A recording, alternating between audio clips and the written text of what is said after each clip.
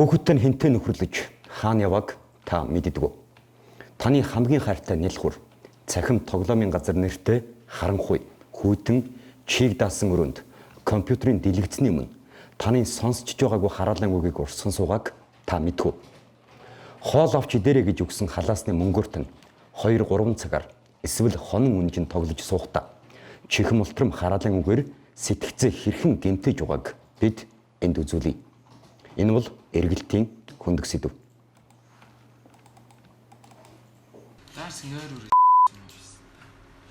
Яа л та. Одоо л яг одоо энэ раундыг авчвал яг нэг дараа үлзий дүүгээр яриас. нэг дотор тамир Дотроо найч. Орон сууцны нэг давхар эсвэл орц хонголд байрлах захин тоглоомын газруудад хараалын үг хаасайг урсна. Хизээч амнасаа гаргаж боломгүй хараалын элдв үгс зөвхөн энд л хэлэгддэг.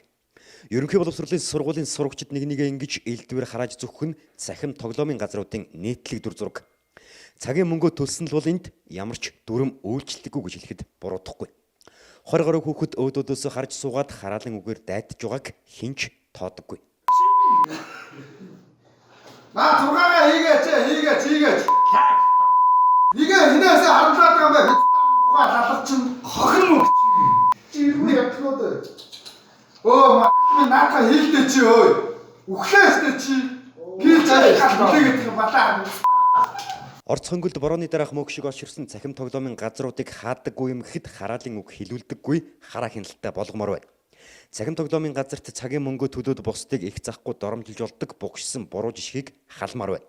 Нэлх улчир гэрэн цагаан гэж бодож байгаа хүүхэд нь харанхуй өрөөнд 20-30-аараа нийлж суугаад хүн алдаг тоглоом тоглож хараалын үгсийг хайр найргүй урсгаж байгааг та сая сонслоо. Тиймээс хэрвээ хүүхэд нь халаасны мөнгө хурдан дуусгаад байгаа бол хичээлээ тараад 2-3 цагаар хэл сураггүй алгуулад байгаа бол хүүхдээсээ хаана цагаа өнгөрүүлж хинтээ нөхөрлөж байгааг нь анхаарад нэг үзээрэй.